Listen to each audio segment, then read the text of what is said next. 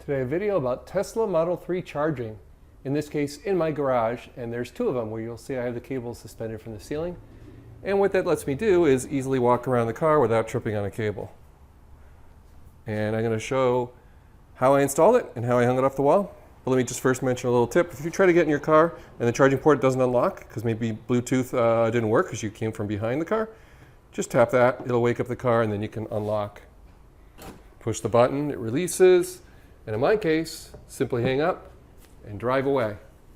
So the charge port just closed. You might have heard the motor behind me. What did I do to make that happen? Well, for one, I have a very high ceiling in my garage. You might not have that luxury. Another thing that I have that's an advantage for my particular situation is, well, getting everything up out of the way lets me have plenty of shoulder clearance when I'm walking through and near the door. And then finally, I have a sub panel out here and a NEMA 1450 I had installed where I could get all the hardware and cabling up out of the way using an angle iron. This one is a square piece of metal. These are angle irons, galvanized. And I had a stud here, so I put some trim wood here so that I wasn't going into sheetrock. Nice lag bolt there, deep into the stud. Same kind of thing up there. Lag bolt deep into the stud at either end of the angle iron, and then some 45 degrees to fasten that square piece at the top, and some short bungee cords that are holding the cable, making sure that there's nothing sharp anywhere near any of the cabling. And this is the new Tesla mount that just came in the mail yesterday.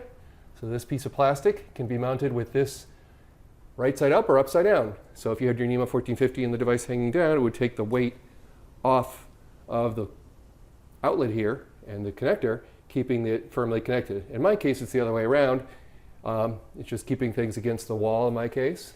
And actually, the adapter is nice and fastened as well in my case, even in the upside down configuration.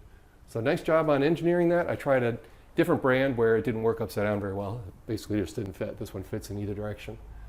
All right, just finishing up. A little bit of a sharp edge here covered by duct tape if you look real close. This is just a Lowe's part I found, a bicycle or garden tool hook, right? It ain't gonna hurt the cable at all. And you don't want to do too many insertions and removals of that. So it's best to leave a charger like this. Now this is the $275 mobile connector kit, the Gen 2 that comes with this Tesla Model 3. That is a standard range plus. So all Tesla Model 3s come with a mobile connector kit, and this particular car can only charge at a rate of 32 amps maximum anyway. So a NEMA 1450 with the connector kit that came with the car will charge at the full rate that the car is capable of. So that's about it. You need a little bit of carpentry skills. I am no carpenter. I paid an electrician to do this properly, and it's surface mounted, so saving a lot of labor coming out of my basement with PVC pipe there. Not the prettiest look, but just painted everything gray and not too bad. Now, those are two 50 amp breakers in my case. In my town, you've got to follow all local building codes. So I definitely encourage you to have your electrician do things properly. And in my case, you see conduit going up and over the garage door over to my other connector, which is 40 amps. Now, the Tesla long range all-wheel drive that I have here can actually handle up to 48 amps. I used to try to fiddle with kind of hooking here or flipping this upside down. That was a wrong-headed approach. So much easier to just hook it like that. I actually have a little video showing me doing that. It's as simple as plugging in and off I go. Same idea here, cable suspended from the ceiling. In this case, just simply bungee cords, a nice wide angle arc so I'm not damaging anything. Rubber bungee there, and nowhere near hardware. So I made sure I opened and closed the doors numerous times to make sure all this hardware and all this hardware absolutely clears all pulleys and hooks and anything sharp. And here's another NEMA 1450, this time oriented with the ground in the up position. You can see the Tesla logo right side up. They don't actually make this one anymore. It's hardwired with 40 amps. If you have a garage and a circuit panel with 60 amp breakers, I only have 50, but if you have 60, you can do a little faster on some of the bigger cars like Model S.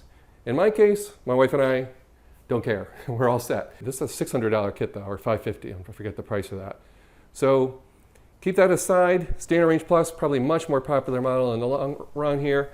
And again, 32 amps is fine. So you could potentially just have an electrician install a 1450 out like I did, and if this ever fails, I don't need an electrician to deal with it. I just buy another one of these and install it myself and plug it in. Let's just finish the garage tour here with some high density bumper material so that if a rear passenger opens the door carelessly and whacks into the wall, they're not destroying the sheetrock.